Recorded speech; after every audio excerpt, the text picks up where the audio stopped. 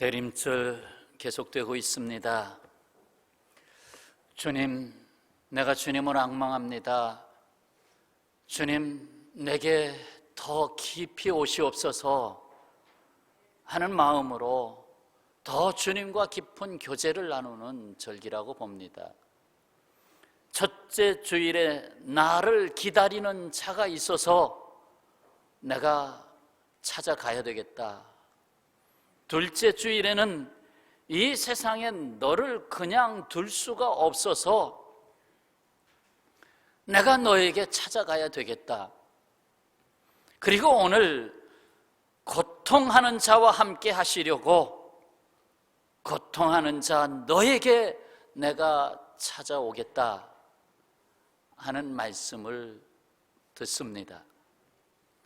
이 세상에는 쓸데없는 소리, 시끄러운 소리, 거짓된 소리, 권력과 재물을 가진 자의 소리가 넘쳐납니다. 그런데 이와는 다른 소리가 있습니다. 바로 고통의 소리입니다.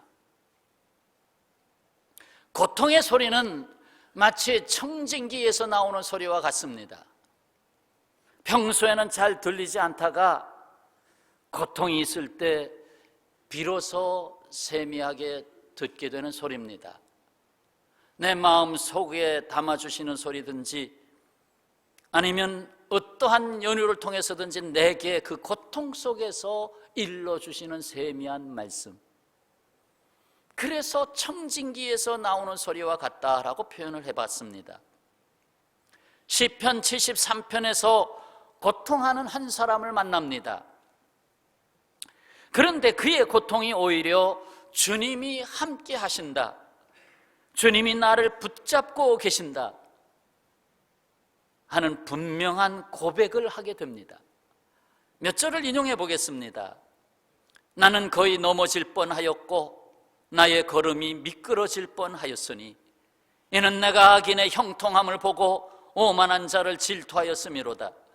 그들은 죽을 때에도 고통이 없고 그 힘이 강건하며 사람들이 당하는 고난이 그들에게는 없고 사람들이 당하는 재앙도 그들에게는 없나니 볼지어다 이들은 악인들이라도 항상 평안하고 재물은 더욱 불어나는도다. 내가 내 마음을 깨끗하게 하며 내 손을 씻어 무죄하다 한 것이 실로 헛되도다. 나는 종일 재난을 당하며 아침마다 징벌을 받았도다. 내가 어쩌면 이를 알까 하여 생각한즉 그것이 내게 심한 고통이 되었더니 그것이 내게 심한 고통이 되었더니 하나님의 성소에 들어갈 때에야 그들의 종말을 내가 깨달았나이다. 그리고 이 시편 73편의 끝에 가서 그는 그가 만난 하나님을 이렇게 고백합니다. 내가 항상 주와 함께하니 주께서 내 오른손을 붙드셨나이다. 하나님께 가까이함이 내게 복이라. 내가 주 여호와를 나의 피난처로 삼아 주의 모든 행적을 전파하리이다.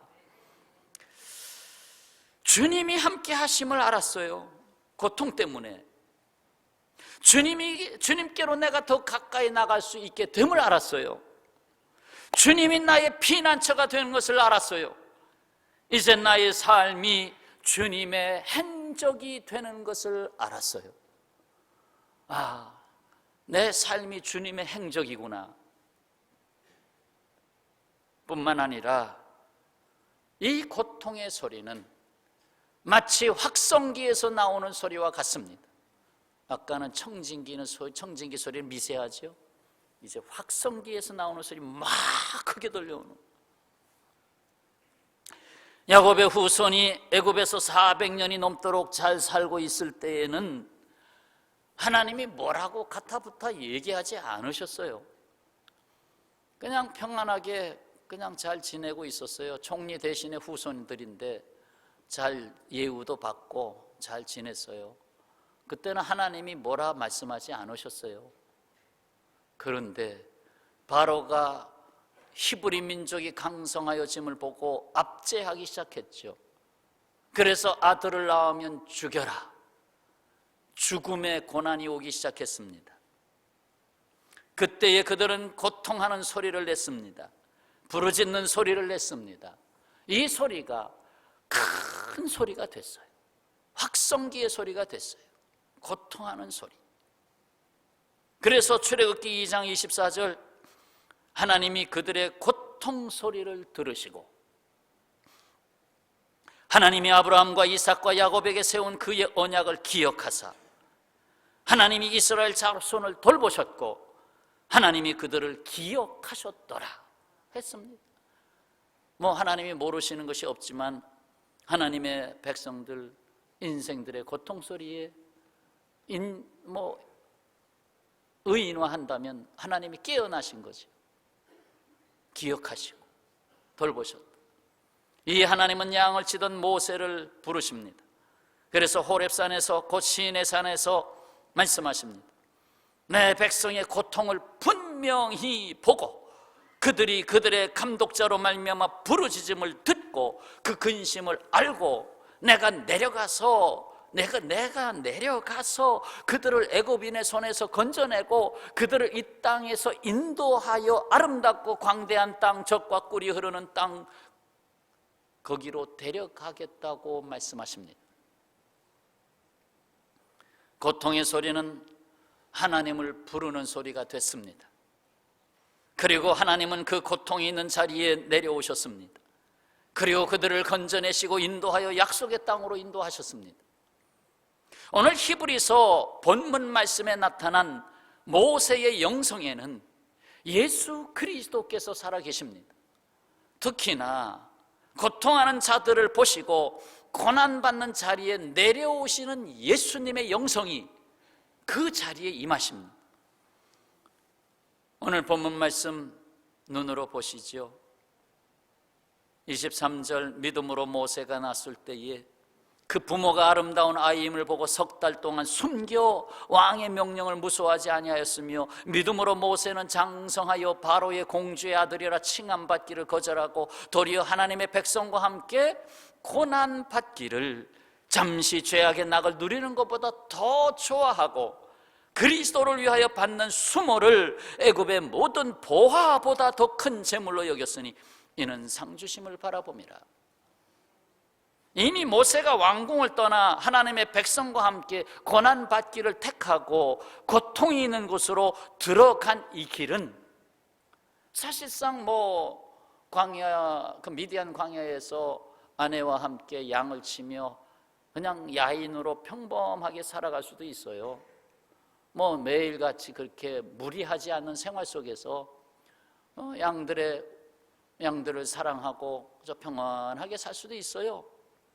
그런데 하나님은 그를 불러내셔서 40년 동안 고통스러운 길을 걷게 합니다. 애굽에 들어가서 역사하는 일도 힘들었지만 그러나 그 이후로 출애굽하여 광야 40년을 지나는 길은 더욱 힘들었습니다. 이 고통하는 길로 내려간 모세, 왕자의 자리에 있을 뻔했던 사람, 그러나 그가 그 자리를 버려두고 고통하는 자리로 내려온 모습은 바로 예수 그리스도께서 고통하는 자리에 오심에 대한 예시였어요. 이렇게 예수께서 오시리라. 자, 여기서 사도 바울의 영성도 보겠습니다. 역시 고통하는 자리에 임하신 예수님을 전합니다. 바울이 고통스러운 감옥에 갇혔어요. 아무래도 감옥 생활은 1년만 해도 병이 드는데 감옥에 갇혔어요. 그런데 그 옥중 서신 중에 하나인 빌립보서 2장에서 예수님이 어디에 임하시고 어떻게 바울과 함께 하십니까?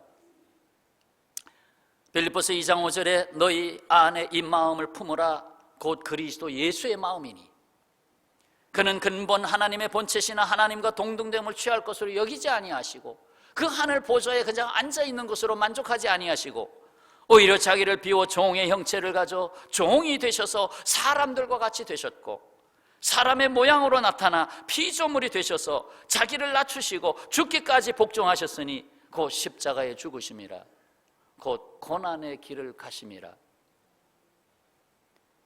고난당하는 자로 오신 예수 그리스도는 온 세상의 고난과 고통당하는 자의 온전한 위로가 됐습니다. 그렇습니다. 예수께서는 고통하는 자와 함께 하시려고 이 땅에 오셨습니다. 바울은 고통과 박해 속에 있는 로마에 있는 성도들에게 편지를 보냈죠. 뭡니까? 바로 로마서 12장에서 이렇게 말씀합니다. 즐거워하는 자들과 함께 즐거워하고 우는 자들과 함께 울라. 여러분, 여기서 조금 더 깊이 묵상하시면 예수님을 만납니다. 함께라는 단어입니다. 함께 즐거워하고 함께 우는, 서로 간에 함께는 서로 간의 쌍방향이죠. 바로 이 함께라고 하는 말 속에 예수님의 임재하심이 있습니다. 여러분, 누가 울고 있어요, 고통당하고 있어요, 내가 가서 아이고 힘들겠다 그런다고 얼마나 위로를 받겠어요? 조금은 위로받겠죠. 그런데 진정한 위로는 바로 그 함께라고 하는 자리에 누가 계신다? 예수님이 계신다는, 그 함께 우는 자리에 예수님이 임재하신다는 거예요. 지극히 작은 일이지만 함께 기뻐하는 자리에 예수님이 함께 하신다는 거예요. 아멘입니까? 그러니까 내가 같이 가서 울어준다고 하는 것이 내가 혼자 간 게 아니에요. 그런 자리에 내가 함께 하겠다는 거예요. 예수님이 나는 고통하는 자리를 잊지 않겠다는 거예요. 살다 보면 스스로 이런 물음을 던질 때가 있지 않습니까? 왜 내게 이런 고난이 있어야 하는가? 내가 잘못한 것도 없는데 왜 내게 이런 고통이 있어야 하는가? 그때 예수님은 내게 대하여 진술서를 하나 써서 한번 봐라 하고 진술서를 내주셨는데, 내용인즉 내가 사랑하는 자여, 나는 너를 지은 영원한 하나님이다. 나는 죄가 한 점도 없는 거룩한 존재다. 나는 지극히 높은 자요, 모든 것을 다 할 수 있는 전능자다. 나에게는 조금도 부족함이 없고 나는 완벽한 완전한 자다. 그런데 잘 들어보거라. 내가 진술하겠다. 나는 가장 낮은 자리까지 내려갔다.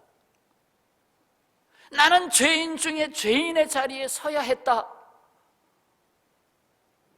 나는 가장 큰 고난과 고통을 받아야만 했다.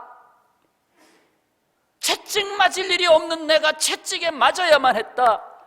침 뱉음을 당할 일이 없는 내가 침이 얼굴에 튀면서 내가 그런 자리에 있어야만 했다.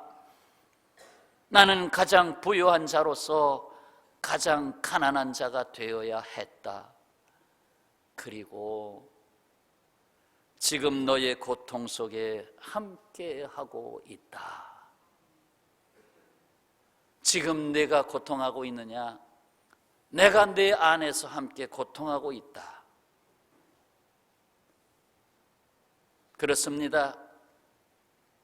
고통하는 자를 외면하실 수 없으신 주님은 지금 우리와 함께하고 계십니다. 여기 농민의 아들로 태어난 사람이 있습니다. 대학을 진학했지만 기숙사비를 낼 돈이 없어서 기숙사에 머물고 있으면 얼마나 편합니까? 먹여주고 재워주고 시간 낭비하지 않고. 그런데 6마일 10km 떨어진 집에서 말을 타고 등교해야만 했습니다. 오고 가고. 왜? 기숙사비를 낼 돈이 없어서. 그는 풋볼 팀에 들어가고 싶었지만 체격 조건이 합당하지 않다고 해서 거절당하고 토론 동아리에 가입했습니다. 그런데 너무 말을 못해서, 그래서 학우들에게 따돌림을 받다시피 인기가 없었습니다. 열등의식 속에 젖어 있었고 목숨을 끊을 마음도 품었습니다. 그러다가 좀 지나서 세일즈맨으로 뛰어들었습니다. 시트럭도 파는 세일즈맨도 해보고 여러 가지를 해봤습니다. 그런데 하는 것마다 실패의 연속이었습니다. 그런데 결국을 말씀드리겠습니다. 이 사람의 인생은 이렇게 끝난 게 아닙니다. 결국 그는 미국의 유명한 저술가가 되었고 교육자가 되었고 인간관계론의 강사로서 유명한 인물이 됐습니다. 이 사람은 바로 데일 카네기, 1888년에 태어나서 1955년에 작고한 데일 카네기, 본래 카네기라고 하는 이름을 가진 사람이 아니었으나 강철왕 카네기를 흠모하다가 나도 그 이름을 좀 쓰겠다, 그 성을 쓰겠다 해서 성을 바꿔버렸어요. 그래서 데일 카네기가 됐어요. 그가 가난 속에서 고통을 겪고 있을 때 그에게는 이와 같은 보다 깊은 깨달음이 임합니다. 사실 그의 삶 속에 하나님께서 그의 입을 열어주셨다, 이렇게 보는 거예요. 그 훈련과 연단 속에서. 그래서 유명한 강연자가 된 것입니다. 그가 남긴 명언 중에 이 말이 상당히 마음에 와닿습니다. 나는 신발이 없음을 한탄했는데, 오늘 신발을 신고 나가야 되는데 신발조차 제대로 된 신발은 그 빵꾸난 신발, 제대로 신발 하나 한 켤레 제대로 없구나. 내가 신발이 없음을 한탄했는데 거리에서 발이 없는 사람을 만났다. 발이 없는 사람을 만났다.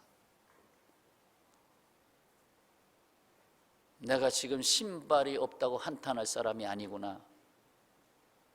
발이 없는 사람을 내가 보았다. 예수께서 하신 말씀이 생각납니다. 여우도 굴이 있고 공중의 새도 집이 있으되 인자는 머리 둘 곳이 없도다. 모세를 낳은 어머니 요게벳은 어린 아들의 머리 둘 곳이 없었습니다. 처음에는 그런 대로 울음소리도 작고 신생아일 때는 그냥 그럭저럭 어떻게 어미 품에 머리를 두었지만 3개월이 되니까 우는 소리도 커지고, 이거 울음소리가 새 나가면 틀림없이 여기 남자아이요 여자아이요, 남자아이면 죽이라고 했으니 이 울음소리는 고통의 소리가 됐습니다. 울 때마다 고통이 옵니다. 이 어린아이 모세 머리 둘 곳이 없구나. 이 세상에 머리 둘 곳이 없구나. 그래서 광주리에 역청을 발라서 어린아기 모세를, 석 달 된 모세를 담아서 나일강가 갈대 사이에 띄웠습니다. 주님께 맡긴 것이요, 주님 머리 둘 곳이 없습니다. 이 머리 둘 곳이 없게 되었던 모세를 하나님이 건져내셨죠. 그래서 물에서 건진 아이라는 뜻의 모세의 이름을 갖게 됩니다. 모세. 그래서 온 세상을 건져내는 사람이 됐어요. 이 땅에 머리 둘 곳이 없이 오신 예수 그리스도를 모세를 통하여 바라보게 합니다. 머리 둘 곳이 없는 인생을 찾아오시는 예수님을 만나시기를 축원합니다. 때로는 살다 보면 아이고 내 머리 둘 곳이 없구나, 내 자리가 없구나. 왜 없겠어요, 그런 생각들이. 그때의 머리 둘 곳 없으셨던 예수님이 나에게 찾아오시는 것을 보시기 바랍니다. 그렇습니다. 그리스도인의 고난은 결코 헛되지 않습니다. 미국의 A.A. 폴라드라는 아주 똑똑한 여인이 있었습니다. 보스턴의 유명한 학교를 졸업하고 보스턴에서 대학 교수가 됐습니다. 뭐 그쯤 되면 성취한 거죠. 성공한 거죠. 과연 내가 스스로 내 인생에 대해서 성공했다고 말할 때가 사실상 위험한 때입니다. 그에게 당뇨병이 깊어졌습니다. 여러 가지 병이 합병증이 왔습니다. 교회에도 나갔지만 신앙에 확신이 없는 세속적인 인도주의자, 교회는 나갔지만 주님을 만나지 못한 사람, 그래서 휴머니스트에 머물고 있었던 사람. 그런데 몸이 아프니까 그것 때문에 기도하기 시작합니다. 그 고통 소리가 비로소 주님께 들려옵니다. 이로 인하여 주님과의 만남이 시작됩니다. 그럼에도 불구하고 병은 빨리 낫질 않습니다. 좀 좋아지는 듯 하다가 또 아프고, 좋아지는 듯 하다가 또 아프고, 어느 한 시점에 그녀는 기도합니다. 병이 깊었을 때, 하나님, 어째서 끊임없는 질병 가운데에 내 인생을 보내야 합니까? 하나님, 혹시 나에게 다른 계획이 있지 않으십니까? 그에게 갑자기 마음속에 하나님의 감동이 임합니다. 그래서 그가 대학 교수의 자리를 내려놓고 선교사로 헌신하게 됩니다.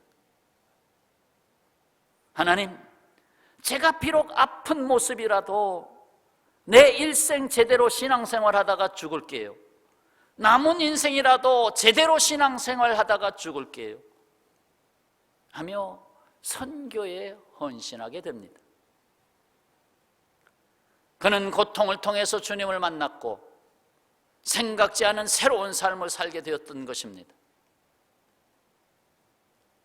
그렇지 않으면 세속에 빠진 육에 속한 그리스도인으로 살았겠지요. 그렇게 헌신하던 그 밤에 다시금 마음에 감동이 임했습니다. 그게 1902년. 그래서 그가 붓을 들어서 찬송가를 써내려갑니다. 우리가 잘 아는 유명한 찬송입니다. 425장 찬송을 이 시간 함께 부를 겁니다. 주님의 뜻을 이루소서. 이 찬송을 함께 부르는 동안, 저는 이 찬송을 오늘 함께 부를 동안 주님께서 임재하시기를 기도했습니다. 이 찬송을 부르는 동안 주님이 여러분을 만져주시기를 기도했습니다. 이 찬송을 부르는 동안 여러분을 치유하시기를 기도했습니다. 역사가 일어나시기를 축원합니다. 함께 부르겠습니다.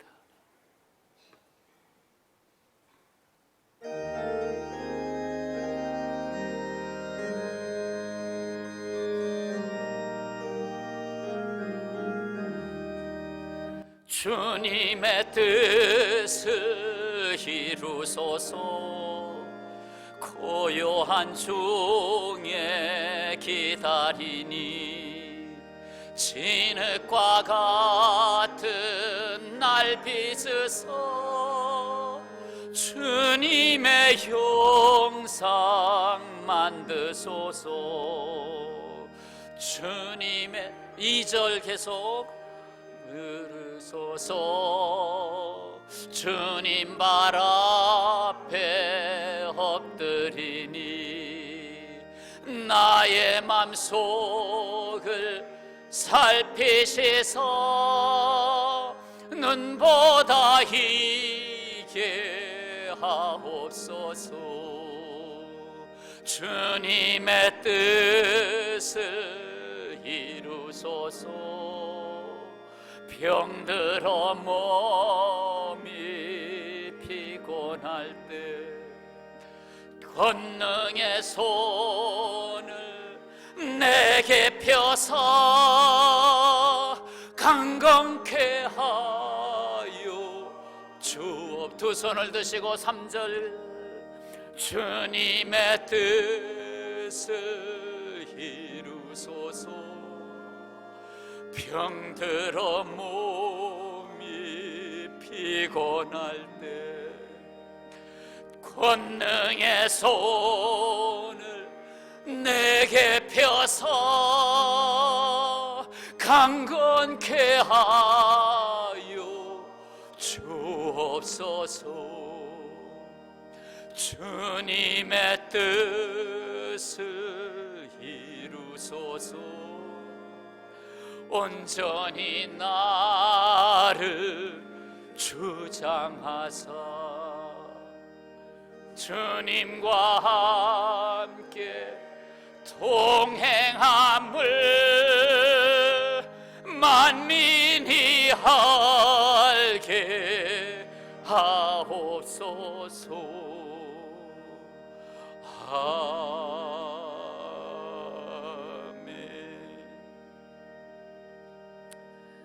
사랑하는 여러분, 대림절이 깊어가고 있습니다. 고통과 고난의 십자가를 지려고 오신 예수님, 고통 중에 주님을 기다리는 자를 결단코 외면하지 않으십니다. 외면하지 않으십니다.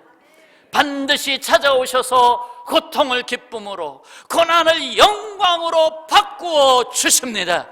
할렐루야. 기도하겠습니다.